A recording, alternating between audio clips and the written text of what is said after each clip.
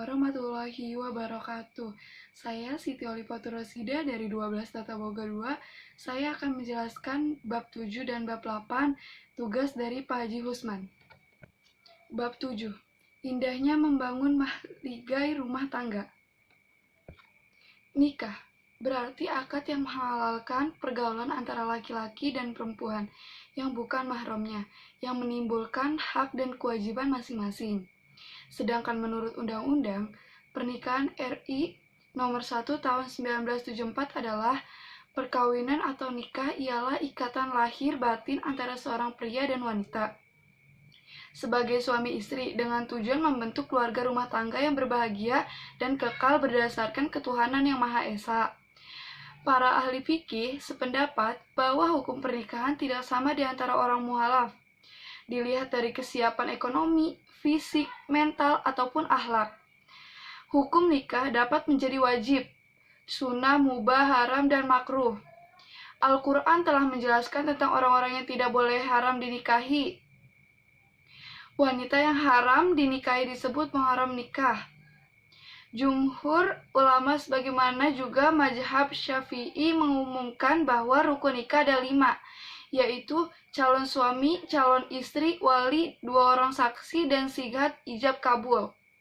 Di antara pernikahan yang tidak sah dan dilarang oleh Rasulullah SAW adalah pernikahan mut'ah, pernikahan syigar, pernikahan muhalil, pernikahan orang yang ihram, pernikahan dalam masa idah, pernikahan tanpa wali, dan pernikahan dengan wanita kafir selain wanita-wanita ahli kitab menikahi muharram. Pernikahan melahirkan kewajiban atas masing-masing pihak, suami dan istri. Kewajiban tersebut meliputi kewajiban timbal balik antara suami dan istri, seperti hubungan seksual di antara mereka. Kewajiban suami terhadap istri, seperti mahar dan nafkah. Kewajiban istri terhadap suami, seperti taat kepada suami. Bab 8. Meraih berkah dengan mawaris. Manfaat hukum waris Islam. Hukum waris Islam ini memberi jalan keluar yang adil untuk semua ahli waris. Berikut ini beberapa manfaat yang dapat dirasakan, yaitu sebagai berikut. 1. Terciptanya ketentraman hidup dan suasana kekeluargaan yang harmonis. Syariah adalah sumber hukum tertinggi yang harus ditaati oleh orang. Yang paling durhaka adalah orang yang tidak mematuhi atau mentaati hukum syariah. Syariah itu sendiri diturunkan untuk kebaikan umat Islam dan memberi jalan keluar yang paling sesuai dengan karakter dan watak dari masing-masing manusia. Ya, syariah menjadi hukum tertinggi yang harus ditaati dan diterima dengan ikhlas. 2.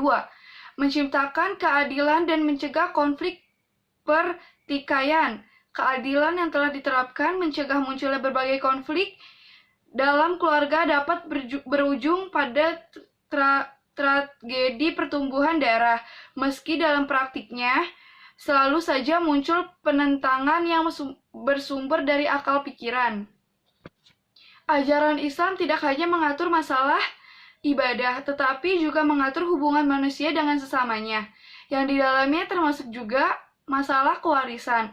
Keberadaan warisan menjadi bukti bahwa orang tua harus bertanggung jawab terhadap keluarga, anak, dan keturunannya. Posisi hukum kewarisan Islam di Indonesia merujuk pada ketentuan dalam kompilasi hukum Islam KHI dan Inpres No. 1 tahun 1991.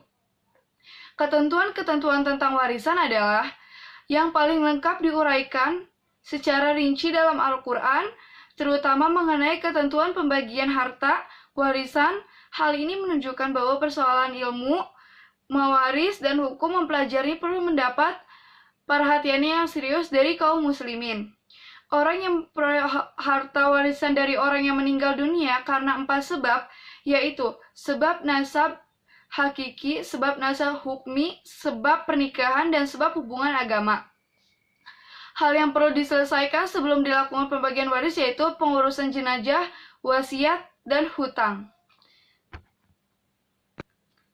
Sekian penjelasan bab 7 dan bab 8 dari Siti Oli. Terima kasih.